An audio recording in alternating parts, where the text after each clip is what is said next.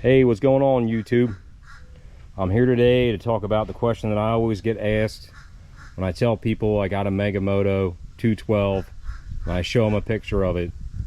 Everybody wants to know, well, what's the difference between the RT200 and the RB200 from Coleman and the Moto 212 Pro? They look the same, everyone says. So I want to know what's the differences. So today I'm going to make a video. I'm going to go over it real quick and try to point out some of the differences that I've found between my bike, this RT200 is my son's, and just working around on them, I'm going to show you all the different things that I have found. So first of all, simple, very small, is that the Moto has more of like a satin type finish to the frame. There's more of a glossy frame on the RT. As far as the welds and everything go, I mean, the welds are all pretty much the same, all mass produced. I would assume that the frames pretty much are exactly the same. They might be different in smaller areas, like where the tabs and stuff are for the brake cables, stuff like that. Quality, if you look at the back here where the adjusters are for the chain, that setup's a little bit different than what mine looks like. And mine looks like it has a little bit different setup on both sides. Here, that's his. Here's my other side. You're probably already noticing that the brake caliper is on the different side. That's because this has one single brake on the handlebars. It runs down here on the right side of the bike. You got the twin piston rear caliper. These brakes are awesome.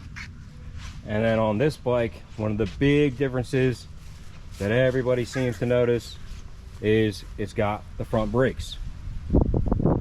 Now, the RT200 can be converted. There was a kit. Right now, I mean, it seems like nobody has it. If they can get one back in, I know they sell a lot of them, because I know a lot of people are always saying, I wish I had that front brake, which I'm over 200 pounds. I'm 6'1". This thing gets cooking. I can get over 50 mile an hour with it. I'm really pushing it.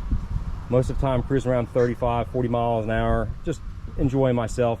But the brake does come in handy, because if you ever need to stop, you stop in a hurry with both these brakes. I mean, it's just like a motorcycle. Gives you a lot better control.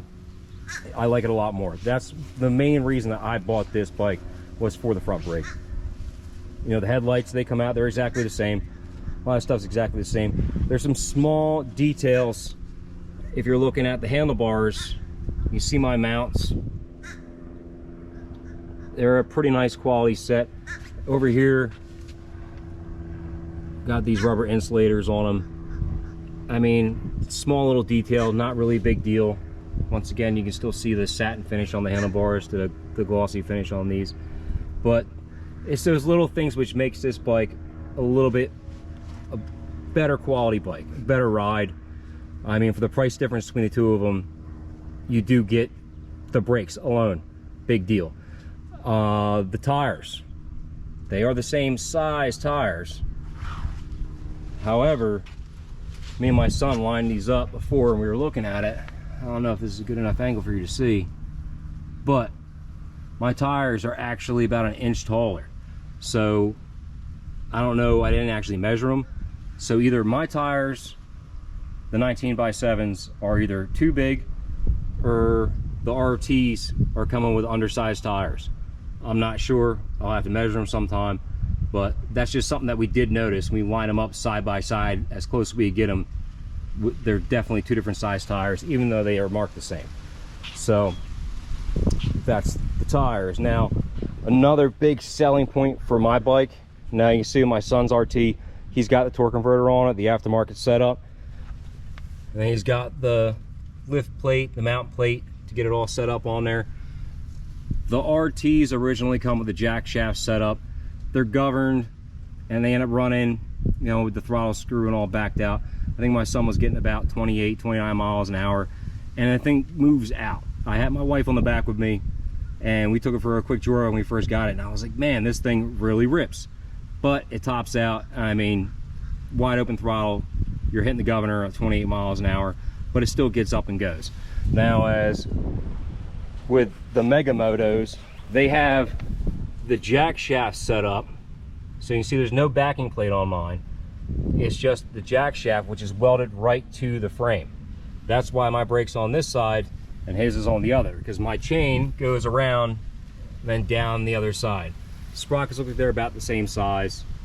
All the gearing and stuff. These bikes run about the same. I got the Predator 224. We just put the Wildcat 223 on his, and I mean they're running pretty close side by side. And I got the carb and the pipe on mine. His is completely 100% stock. You know, just the 223 with the torque converter on it. Amazing performance we're getting out of that. And then something else I noticed is the seat, which my son didn't believe me at first. You might not notice it, but you can see the stitching right here. It's not on the other one. This feels like a real leather or a quality fake leather seat. And like I said, I'm 200 pounds. You know, I do a lot of riding in this thing. Seat looks mint. I mean, it's solid. And if you look at his, I mean, he's under 100 pounds. It's already all banged up, stretched out. And you know, the stitching, I don't even know if it's there. It might just be like invisible plastic stick-on stitching the way it looks. I'm just joking. It's there, but it's not very good quality. You can definitely tell it's just a thin piece of plastic. The foam's not there. If you were actually here to sit on the two seats, you would notice there is a big difference. I mean, small things like that. Do you really notice them?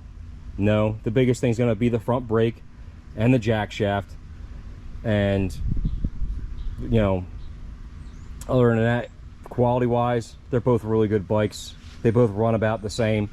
You can put the torque converter on this one, but out of the box, if you already got the jack shaft set up, you already got the front brake, that's why I went in that direction. If you can get a good deal on an RT, go in that direction, especially if you're starting out. But you know, overall, they're both really good bikes. I'm not trying to knock the RT at all, but I just wanted to give you guys a general idea. So the next time somebody asks me, I can say I got a video on it. You can watch it and you can see they're pretty much the same bike except for these small details. But those are the details that I noticed. If there's anything else you want to add it down below that I missed, but I mean, that's what I see, and I'm just trying to put it out there so everyone has that information. And have a good one, y'all.